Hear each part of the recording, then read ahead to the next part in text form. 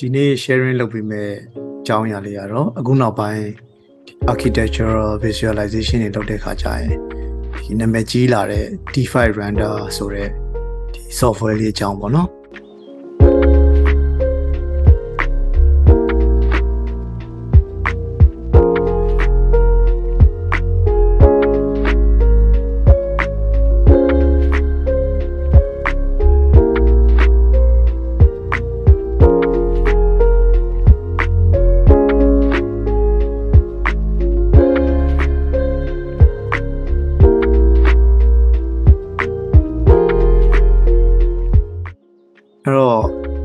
ဘာလို့သူကနာမည်ကြီးလဲဆိုရင်အဓိကတော့သူက runner time မြန်တယ်ပြီးွားရင် quality လည်းမဆိုးဘူးเนาะအဲ့တော့ဒီကျွန်တော်တို့ပုံမှန်သုံးနေတဲ့ဒီ V-Ray တို့ Corona တို့ ਨੇ ပါကွာလဲဆိုရင်သူကတော့GPU base ပေါ့နော် GPU base ဆိုတာကြတော့ graphic card ကိုအဓိကသုံးပြီးတော့အလုပ်လုပ်ပြီးတော့နော် render ပုံတွေထုတ်တဲ့သဘောပေါ့နော်အဲ့တော့ CPU အဓိကမဟုတ်ဘဲနဲ့ကျွန်တော်တို့ graphic card တွေကိုအားကိုးပြီးတော့ဒီ runner တွေမြန်ထုတ်ပေးနေအောင်လုပ်ပေးတဲ့ software ပေါ့နော်အဲ့တော့ဒီမှာဆိုရင်သူ့ရဲ့ website တွေဝင်ကြည့်လိုက်တဲ့အခါကျရင်အရင်ဆုံးကဒီအောင်စတွေ့ရမယ်ပေါ့နော်အဲ့တော့သူ့အကြောင်းလေးတွေဒီမှာရေးထားတယ် free download လုပ်လို့ရမယ်ပြီးွားရင်ဝယ်ခြင်းနဲ့ဆိုတဲ့ဒါတွေဝယ်လို့ရမယ်ပေါ့နော်အဲ့တော့ဒီအောက်မှာဆက်ပြီးတော့ဆင်းမယ်ဆိုရင်သူကအခုနောက်ပိုင်းနောက်ဆုံးထွက်ထားတာ version 2.3 ပေါ့နော်အဲ့တော့ 2.3 မှာတော့သူနည်းနည်းလေး upgrade လုပ်ထားတဲ့ဟာလေးတွေရှိတယ်အဲ့တော့ဘာတွေရှိလဲဆိုရင်ဒီမှာ cloud effect တွေတိမ်နေပေါ့နော်တိမ်နေကိုသူနည်းနည်းလေး update လုပ်ထားတယ်ပြီးွားရင်ခုနကဒီ environment fog တွေကိုနည်းနည်းလေး upgrade လုပ်ထားတယ်ပြီးွားရင် grass တွေပေါ့နော် grass material နောက်တစ်ခုကကျတော့ round corner material ပေါ့နော် round corner material ကျတော့ဒီမှာပြထားတဲ့အတိုင်းပဲ corner မချိုးထားတဲ့ဟာတွေဇောင်းမချိုးထားတဲ့ဟာတွေကိုသူဇောင်းချိုးပေးမယ်ပြီးွား ambient occlusion mode ပါလာတယ်ပေါ့နော်နောက်ဒီမှာ interior parallax ပါလာတယ်ဆိုတော့စသဖြင့်ပေါ့နော်ဒီမှာသူ upgrade လုပ်ထားတဲ့ဟာတွေတော်တော်များဒီမှာဒီထဲမှာအကုန်ရေးပေးထားတယ်ပေါ့နော်အဲ့တော့ကျွန်တော်တို့ဒီအောက်ကိုဆက်ပြီးတော့ဆင်းကြည့်မယ်ဆိုရင်သူ့မှာဒီ billet model တွေ8400ကျော်ရှိတယ်ဒီမှာ PBR material ပေါင်း2000ကျော်ရှိတယ်ပေါ့နော်အဲ့တော့တချို့ဟာတွေကတော့ကျွန်တော်တို့ license version ဝယ်သုံးမှာပဲရမယ်ဒီ free version မှာတော့မပါဘူးပေါ့နော်အဲ့တော့ဒီမှာဆိုရင်တခုကောင်းတာကသူဒီSketchUp Revit 3D Max Blender Archicad Rhino Cinema 4တွေပေါ့နော်အဲ့တော့တော်တော်များများနဲ့သူချိတ်ဆက်လို့ရအောင်သူလုပ်ပေးထားတယ်အဲ့တော့ဒီမှာတော့ဒီကျွန်တော်တို့ free သုံးမယ်ဆိုရင်ဒီရနိုင်တဲ့ဟာတွေပေါ့နော် free သုံးမယ်ဆိုရင်ဘယ်ဟာတွေပါမလဲဘယ်ဟာတွေကတော့ free version မှာမပါဘူးလဲဆိုတော့သူဒီမှာအသေးစိတ်ရေးပေးထားတယ် okay အဲ့တော့ကျွန်တော်တို့ဒီဟာကိုစပြီးတော့သုံးမယ်ဆိုရင်အရင်ဆုံးကဒီသူက GPU render ဖြစ်တဲ့ကြောင့်မလို့ကိုယ်ဆက်ရဲ့ GPU နဲ့ကိုယ်ဆက်ရဲ့ graphic နဲ့ကြိုက်လားမကြိုက်လားဆိုတာကိုအရင်ဆုံးသိဖို့လိုတယ်ပေါ့နော်အဲ့တော့ကျွန်တော်ဒီအောက်မှာ product အောက်မှာ system requirement ဆိုတာရှိတယ်ဒီမှာဆိုရင်သူကသူ graphic card တွေနဲ့ပေါ့နော် graphic card အမျိုးစုံနဲ့ဒီ scene တစ်ခုတွေကိုသူရှင်းပြီးတော့ဒီမှာစမ်းပြထားတယ်ဘယ်လောက် graphic card ဆိုရင်quality ဘယ်လောက်မှာ frame per second ကဘယ်လောက်တော့စသဖြင့်ပေါ့နော်ဒီမှာဆိုရင် runner time တွေပါတယ်သူရေးပေးထားတယ်ဆိုတော့graphic card ကောင်းလေပုံမြန်လေပေါ့နော် quality ကောင်းလေဟိုကတော့အဲ့တော့ graphic card မကောင်းဆိုရင်တော့ဒီဟာကိုဟိုမသုံးနဲ့ပေါ့နော်set အဆင်ပြေမှာမဟုတ်ဘူးအဲ့တော့အနည်းဆုံးကတော့ဒီမှာသူပြထားတော့1060ပေါ့နော် GTX 1060ကလည်းစပြီးတော့သူဒီမှာစမ်းပြထားတယ်အဲ့တော့နောက်တစ်ခုကကျတော့ဒီမှာ benchmark ဆိုတာရှိတယ်အဲ့ဒီကောင်ကကျတော့ဒါကိုယ့်ဆက်ကဒီဘယ်လောက်ထိဒီ software ကို support လုပ်လဲဆိုတာကိုသိချင်တဲ့အခါကျရင်ဒီမှာသွားပြီးတော့ download လုပ်ပြီးတော့စမ်းကြည့်လို့ရတယ်ပေါ့နော်ဒါပေမဲ့လည်းဒီကောင်မစမ်းလေးကျွန်တော်တို့ software သွင်းတဲ့အခါကျရင်သူစမ်းတဲ့ဟာလေးပါပါတယ်အဲ့တော့ဆိုပါတော့ကျွန်တော်ဒီဟာကိုစပြီးတော့သုံးကြည့်အောင်နော်အဲ့တော့အရင်ဆုံးကဒီ D5 runner ကိုသုံးမယ်ဆိုကျွန်တော် download တွေကိုသွားမယ်ပြီးသွားရင်ဒီမှာ free download ကိုနေတယ်ပေါ့နော် free download နေလိုက်တဲ့အခါကျရင်သူကဒီလိုမျိုး download ဆွဲရတာလေးပေါ်လာမယ်ပေါ့နော် EXE file သူချပေးမယ်နောက်တစ်ခုကအရေးကြီးတာကကျွန်တော်တို့ကဒီ software တခုတည်း download လုပ်လို့မရဘူးအဓိက converter ပေါ့နော်ကိုကဘယ်ဟာနဲ့အသုံးပြုပြီးချိတ်ဆက်မလဲ sketch နဲ့သုံးပါလား 3D max နဲ့သုံးပါလား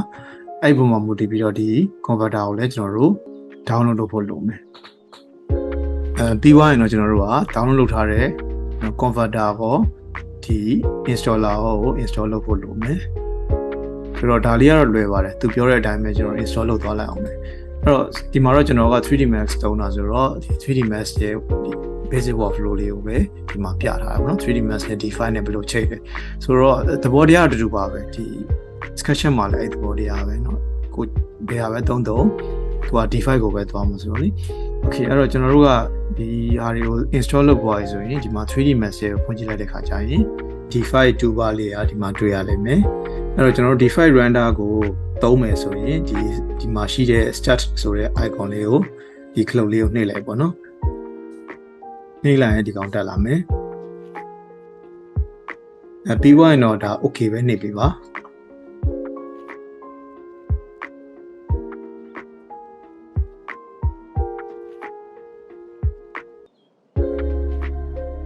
အဲ့ဒါဆိုရင်ဒီမှာ 3D Max ကနေ export လုပ်နေတာတွေ့ရလိမ့်မယ်အဲ့တော့အဲ့ဒီမှာကိုယ့်ရဲ့စင်ကကြီးရင်ကြီးသလိုနည်းနည်းလေးတော့အချိန်ပေးပြီးတော့စောင့်ဖို့လိုရပေါ့နော်ပြီးသွားပြီဆိုရင်ကျွန်တော်တို့က DeFi runner တွေကိုဝင်ကြည့်လိုက်မယ်အဲ့တော့ကျွန်တော်တို့ဒီမှာ beginner guide ကိုပိတ်လိုက်လို့ရတယ်အဲ့တော့ဒီမှာဆိုရင်ဒီ 3D Max ကစင်ကဒီထဲကိုရောက်သွားပြီပေါ့နော်တခါတည်းအဲ့တော့အရင်ဆုံးကဒီကျွန်တော်တို့ဒီ 3D Max မှာကိုကင်မရာချထားတယ်ပေါ့နော်ကင်မရာ view ကိုပြန်လိုချင်တယ်ဆိုရင် 3D Max ကိုသွားပြီးတော့ကျွန်တော်တို့ဒီမှာကင်မရာပုံလေးကို click နှိပ်လိုက်ပေါ့နော်ဒါဆိုရင်သူကဒီကင်မရာဟိုဘက်ကို export လုပ်လိုက်တာပေါ့နော်အဲ့တော့ဒီမှာဆိုရင်ကျွန်တော်တို့ view ကင်မရာ1ဆိုပြီးတော့ဒီမှာပေါ်နေလိမ့်မယ်အဲ့တော့ကိုကဒီမှာကြိုက်တယ်လို့နော်ရွှေ့လို့ရတယ်ဒီမှာကြိုက်တယ်လို့ကိုရွှေ့တယ်ရွှေ့ပြီးတော့မှကင်မရာ view ပြန်သွားခြင်းနဲ့ဆိုရင်ဒါကိုနှိပ်လိုက်ရပြီပေါ့နော်ဒါကင်မရာ view ဖြစ်သွားပြီအဲ့တော့အဲ့ဒီမှာကျွန်တော်တို့အရင်ဆုံးလုပ်ရမယ့်ဟာကဒီမှာသူ့မှာ environment ဆိုတာရှိတယ်ပေါ့နော် environment ဆိုတာကြတော့ကျွန်တော်တို့ဒီနေတို့ဒီ HDR တိုင်းတို့နော်ဒီမှာဆိုရင်ကျွန်တော်တို့ဒီ geo and sky ရှိတယ်ဆိုတော့အဲ့ဒီမှာကျွန်တော်တို့ကနေတနေ့အချိန်ကိုချိန်လို့ရတယ်ပေါ့ဒီအောက်မှာလည်းသူရေးပေးထားတယ်ဒါဆိုရင်မနက်9:28မိနစ်ပေါ့နော်အဲ့တော့9:00လား10:00လား9:00လား10:00လားစသဖြင့်ဒီမှာကိုကြိုက်တယ်လို့ adjust လုပ်လို့ရတယ်နောက်တစ်ခုကကြတော့ဒီမှာ not offset ဆိုပြီးရှိတယ်အဲ့ဒါကကြတော့ဒီနေရဲ့ direction ကို adjust လုပ်တာပေါ့နော်ကျွန်တော်တို့ကရဲ့မျက်နှာနေဝင်ခြင်းလဲပေါ်မူတည်ပြီးတော့ဒါတွေကို adjust လုပ်လို့ရတယ်အဲ့တော့နေမသုံးချင်ဘူးဆိုတော့ကျွန်တော် HDR တိုင်းနော်သုံးလို့ရတယ် HDR မှာမှသူကဒီမှာတော်တော်များများပါတယ်ပေါ့နော်အဲ့တော့ဆိုပါတော့ကျွန်တော်တို့လောလောဆယ်ဒီ video နေကိုပဲသုံးကြည့်အောင်အဲ့တော့ဒီကောင်ကညဘက်ဆိုတဲ့ဒီမှာညဘက်ရောက်သွားပြီပေါ့နော်အဲ့ဆိုရင်မနေ့ပေါ့နော်အဲ့တော့ပြီးသွားရင်ဒီကင်မရာရဲ့ exposure ကိုချိန်ဖို့လိုတယ်အဲ့တော့သူကတော့ဒီမှာကင်မရာကိုနှိပ်လိုက်ရင် auto exposure ဖြစ်နေတယ်ကျွန်တော်တို့ auto မသုံးချင်ဘူးကိုယ့်ကိုချိန်နေတယ်ဆိုရင်ဒါလေးကိုပိတ်လိုက်ပိတ်ပြီးတော့ဆိုရင်ဒီမှာ exposure value ကို adjust လုပ်လို့ရတယ်ကိုကဘယ်လောက်ထိအလင်းမောင်လို့ခြင်းလဲပေါ့နော်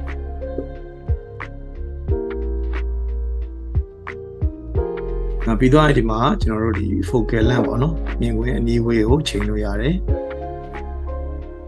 ပြီးတော့တော့တစ်ခုကောင်းတာကကျွန်တော်တို့ဒီမှာ depth of field ပေါ့နော် DOF ကကျွန်တော်တို့ adjust လုပ်လို့ရတယ်ဥပမာဆိုတော့ကျွန်တော်တို့ depth of field ကို online ပြီးတော့ focus ကိုဒီ coffee cup မှာထားလိုက်တာတော့ဥပမာဆိုပါဆိုကျွန်တော်တို့ဒီမှာဒီ foreground လေးယူထားတယ်ပေါ့နော်ဒီအပင်လေးကို foreground ယူထားတယ်ဒီခုံလေးကိုပြချင်တဲ့ကိစ္စမျိုးမှာဆိုရင်ခုံကို focus ထောက်လိုက်ရင်အပြင်ကဝါဝါမယ်ပေါ့နော်အဲ့တော့အဲ့ဒီမှာထပ်ပြီးတော့ကျွန်တော်တို့ aperture size ကို adjust လုပ်လို့ရတယ်ဒါကိုတင်လိုက်တယ်ဆိုရင်ပို့ပြီးတော့ depth of field ကပို့ပေါ်သွားတယ်ပေါ့နော် coffee cup ကို focus ဖြစ်ကြည့်အောင်နော်ဆိုရင်ကျန်တဲ့ဟာတွေကဝါသွားမယ်ပေါ့အဲ့တော့မလိုချင်ဘူးဆိုရင်ဒါပိတ်ထားလို့ရတယ်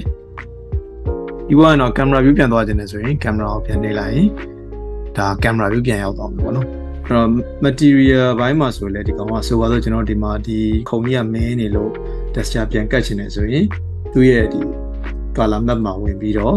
ရွေးလိုက်ပေါ့နော်ကိုက layer နဲ့ chain နေတယ်ပေါ့ chain နေတဲ့ texture ကောက်ပြီးတော့ chain နိုင်တယ်မှာပေါ်လာမယ်။အဲ့တော့ changing ကိုကျွန်တော်ကောက်လိုက်တယ်။ changing ရဲ့ဒီ changing မှာလောလောဆယ်ဒီ specular reflection မရှိသေးဘူးเนาะအဲ့တော့ဆိုပါတော့ဒီကောင်တင်လိုက်တယ်ဆိုရင်ဒီမှာ reflection တက်လာတာတွေ့လိမ့်မယ်လောလောဆယ်ဒီကောင်ကနော် changing ကအရန် smooth ဖြစ်နေတဲ့ကြောင့်မလို့ reflection အရန်ကြည်နေပေါ့နော်အဲ့တော့ manually roughness လေးကိုစားလိုက်တယ်ဆိုရင်ဒီလိုမျိုးအဝါလေးတွေဖြစ်သွားမယ်အဲ့တော့ကျွန်တော်တို့ဒါဆိုရင်ဒီ reflection level သဘောပါပဲ specular ဆိုတော့ကြတော့ပြီးသွားရင် roughness ကကြတော့ခုနကပြောသလို reflection အကြည်ဝါချိန်လို့ရတယ်အဲ့တော့သူ့မှာတစ်ခုကောင်းတာဒီလိုမျိုးဟိုကဒီဘက်မှာဒီ image material လောက်လာတယ်ဆိုရင်ဒီဘက် D5 မှာလည်း D5 render မှာလည်းသူက image ကိုဒီမှာလာပြီးတော့ on ပေးလိမ့်မယ်အဲ့တော့ကျွန်တော်တို့ဒီဟာမလို့ခြင်းလို့ဆိုရင်ဒီမှာပိတ်လိုက်လို့ရတယ်ဒါဆိုရင် Yo material ဖြစ်သွားမယ် lighting မထွက်တော့ဘူးเนาะအဲ့တော့အဲ့မှာ lighting ထည့်ခြင်းနဲ့ဆိုရင်ဒီမှာ lighting ရှိတယ်အဲ့တော့ lighting ထည့်ခြင်းနဲ့ဆိုရင်ဒီမှာသူ့မှာဒီသူ့ရဲ့အဲ့တော့ lighting ထည့်ခြင်းနဲ့ဆိုရင်ဒီမှာ default light တွေရှိတယ်ပေါ့နော်အဲ့တော့ကိုကဘာ lighting မျိုးစားထည့်ခြင်းလဲပုံမူတည်ပြီးတော့ဒီမှာလာပြီးတော့ထည့်လို့ရတယ်ပြီးတော့ဒီမှာကျွန်တော်တို့ temperature adjust လုပ်လို့ရတယ်နောက်ပြီး intensity ပေါ့နော် intensity adjust လုပ်လို့ရတယ်နောက်ဒီကောင်ကတော့ကျွန်တော်တို့ light source radius ဆိုတာကျတော့ size သေးတယ်ဆိုရင်အရန် shadow က sharp ဖြစ်နေပြီးတော့ဒီ radius ကြီးရင်တော့ကျွန်တော်ဒီမှာ shadow က soft ဖြစ်နေမှာတွေ့လိမ့်မယ်အဲ့တော့ V-ray ရဲ့သဘောတရား V-ray လို့ပါပဲအဲ့တော့ဒီမှာကိုလိုချင်တဲ့ exposure တန်ဖိုး adjust လုပ်လိုက်ပါတော့လုပ်လိုက်ပြီးတော့မှ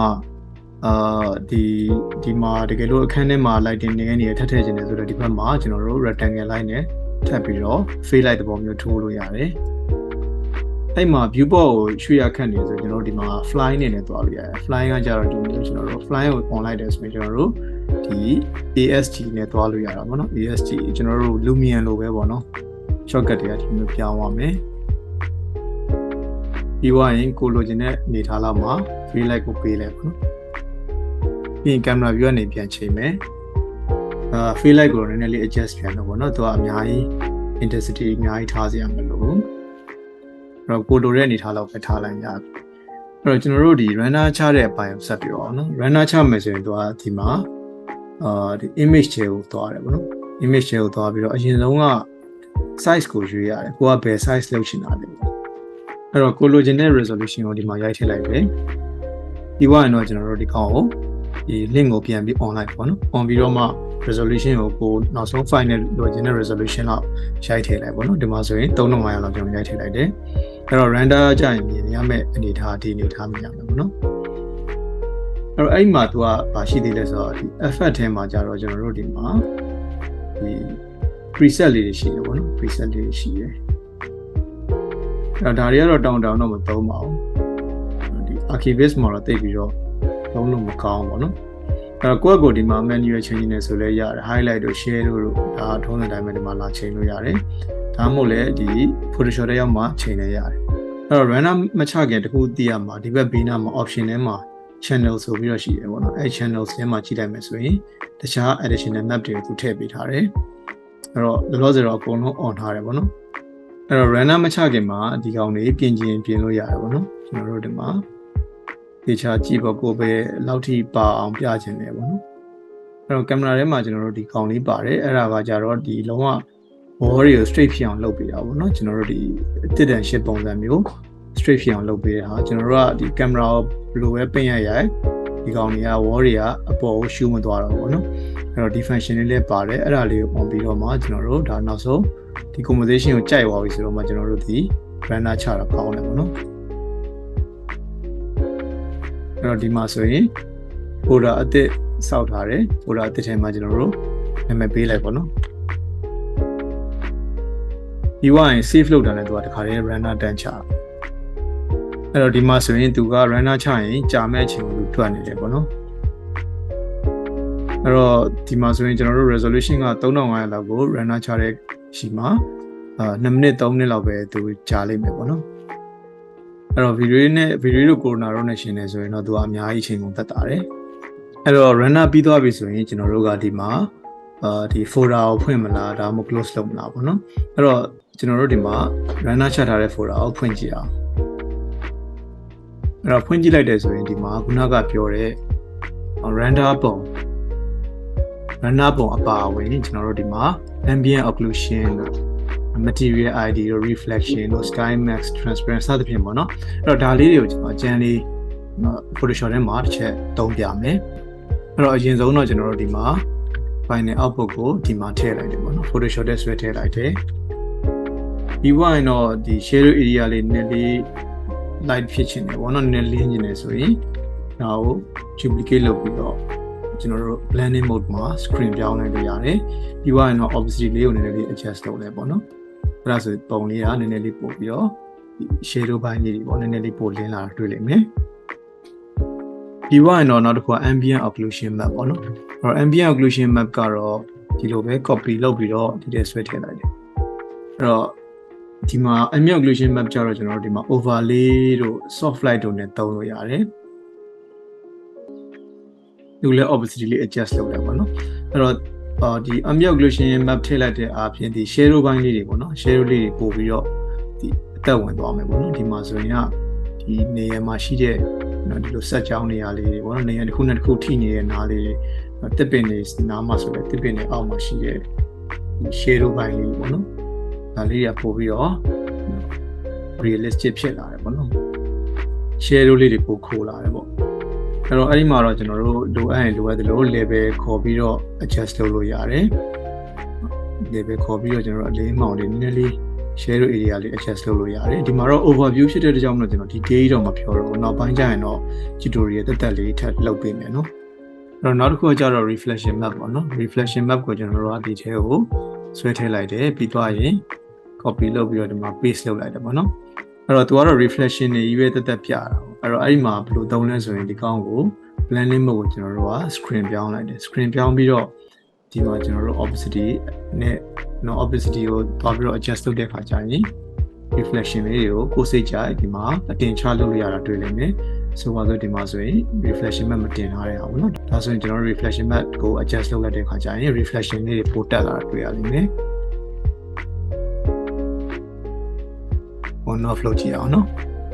reflection map မှာလည်းကိုလိုချင်တဲ့နာကို max လုပ်ပြီးတော့နော်ဒီဘယ်နာကိုတော့ပို့ပြီးတော့ reflection ပေါ်ခြင်းနဲ့ဘယ်နာကိုတော့ reflection မပေါ်ခြင်းစသဖြင့် define လုပ်လို့ရတယ်ပေါ့နော် okay အဲ့တော့နောက်ဆုံးတစ်ခုကတော့သူ့မှာဒီ transparent map ဆိုတာရှိတယ်အဲ့တော့ transparent map ကြတော့ဘယ်လိုသုံးလဲဆိုရင်ဆိုပါတော့ကျွန်တော်ဒါကို copy ကူးလိုက်တယ်ပေါ့နော်ပြီးသွားရင်ဒီမှာ paste လုပ်လိုက်တယ်အဲ့တော့ကိုကဒီမှာ background ထည့်ခြင်းတယ်ပေါ့အဲ့တော့ကိုထည့်ခြင်းတဲ့ background ကိုအရင်ဆုံးဒီမှာဖွင့်လိုက်မယ်နောက်ပြီးသွားရင်ဒါကို copy ကူးပြီးတော့ကျွန်တော်ဒီမှာ paste လာလုပ်မယ်ပြီးသွားရင်တော့ဒီမှာကျွန်တော်အဖြူနေရာပေါ့နော်ကျွန်တော်ဗရင်းမောက်ရှိတဲ့နာကို select မှတ်လိုက်ပြီးတော့ဒီမှာ max အုပ်လိုက်ပေါ့ပြီးသွားရင်ဒီကောင် link လေးဖြုတ်ပြီးတော့ကျွန်တော်တို့ဒီမှာ scale ကို adjust လုပ်လို့ရအဲ့တော့ပင်နာအဆင်ပြေလေအဆင်ပြေတဲ့နာမှာကျွန်တော်နေရာချလို့ရတယ်ပြီးသွားရင်တော့ level လေးခေါ် level ခေါ်ပြီးတော့ဒါလေးကိုအလင်းမောင်လေး adjust ပြန်လုပ်ပေါ့နော်အပြင်မှာဆိုရင်ကျွန်တော်များသောအားဖြင့်အပြင်မှာတက်ပုံရတဲ့အခါကျရင်ဒီအတွင်းပိုင်းကို exposure အမှန်ယူထားတဲ့အချိန်ကျရင်ဒီအပြင်ပိုင်းက environment ကဟိုဘန်းနေတာပေါ့နော် exposure over expose ဖြစ်နေတာများတယ်အဲ့တော့ပြီးသွားရင်ကျွန်တော်တို့ကဒီမှာနေထွက်ခါစားချိန်လေးယူထားတာဆိုတော့နည်းနည်းလေး color လေးပေါ့နော်ဥမာဒီရောင်လေးပေါ့နော်ဒီရောင်လေးကိုနည်းနည်းလေး over လေးနဲ့လုပ်ပေးလိုက်တော့ပိုကောင်းတာပေါ့နော်ဒီမှာဆိုရင်က over လေးနည်းနည်းလေးအုပ်ပြီးတော့အရောင်လေးညှိပေးလိုက်ပေါ့အကြမ်းမှဒီနှစ်ခုကနည်းနည်းလေးအဆက်ရှိသွားတယ်ပေါ့နော်နှမို့ဆိုရင်ဒါမှမပေါ့ဆိုရင်ကအပြင်ကတရောင်အထက်ကတရောင်ဖြစ်နေမယ်နောက်ဆုံးကျရင်တော့ဒီကောင်ကို layer တစ်ခေါ်ပြီးတော့ဒီအပြင်က light ကအထက်ကိုဝင်နေတဲ့ပုံစံပေါ့နော် blonde ပုံစံမျိုးကျွန်တော်တို့လုပ်ကြည့်မယ်အဲ့တော့ဒီကောင်ကိုကျွန်တော်တို့ screen ပြောင်းလိုက်ပြီးတော့ obviously လေး adjust လုပ်လိုက်မယ်အဲ့တော့အပြင်က light ကအထက်ကိုဒီမျိုး bloom ဖြစ်ပြီးတော့ဝင်နေတဲ့ပုံစံပေါ့နော်အဲ့တော့ဒီမှာလဲကောင်းတာတော့ဒီအရောင်ပေါ့နော်အရောင်နည်းနည်းလေးအဝါလေးထည့်ပြီးတော့နော်ဒါကိုလုတ်တဲ့စင်းရဲ့အချိန်ပေါ်မူတရားပေါ့နော်အရောင်လေးနဲ့ပေးထားရင်တော့ဒီမှာတော့ပို့ပြီးတော့လိုက်ဖက်တယ် screen ပြောင်းလိုက်တယ်ဒီဝိုင်း opacity ကို adjust လုပ်လိုက်တယ်ပေါ့နော်အဲ့တော့အားလုံးပြီးသွားရင်တော့ကျွန်တော်တို့ကဒီကောင်ကိုဒီ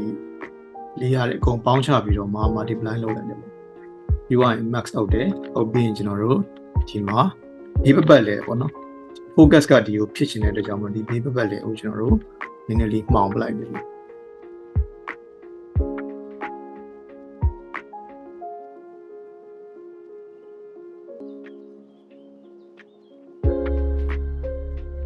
နော်ပြီးသွားရင်ကျွန်တော်တို့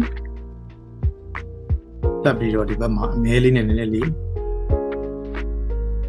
ပုတ်ပေးလိုက်တယ်ပေါ့နော် obviously လေးကိုနည်းနည်းလေးပြန် adjust လုပ်အဲ့တော့ before after တော့အများကြီးလို့ရှင်းကြည့်လို့ရတယ်အဲ့တော့ဒီမှာဆိုရင်ကျွန်တော်တို့ဒီပတ်လည်မှာဒီအမဲအောင် ring လေးထည့်လိုက်ခြင်းအဖြစ်ပို့ပြီးတော့ဒီမှာ focus ကအလယ်ကိုရောက်သွားတယ်ပေါ့နော်အဲ့တော့အားလုံးပြီးသွားရင်တော့ကျွန်တော်တို့ကနောက်ဆုံးဒီ sharpen လုပ်တယ်ပေါ့နော်ဒီ runner ထဲမှာ sharpen နဲ့မှာ sharp အဲ့တော့အားလုံးပြီးသွားရင်တော့ကျွန်တော်တို့က sharpen လုပ်တယ် filter ထဲမှာဒီ sharpen နဲ့မှာ sharp max ပေါ့နော်အဲ့ဒါဆိုရင်ကိုယ့်ရဲ့ပုံကကြစ်ကြစ်လေးလေးထွက်လာတော့ပေါ့အမောင်းကတော့30လောက်ပဲထားရပြီဆိုရင်ကျွန်တော်တို့ဒီမှာဆိုရင် before နဲ့ after ကိုဒီမှာရှင်းကြည့်လို့ရတယ်။နော်အဲ့တော့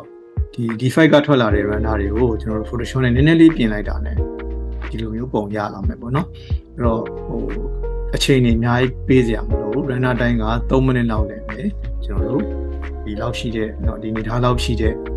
ပုံတစ်ပုံလွယ်ကူနဲ့ရမယ်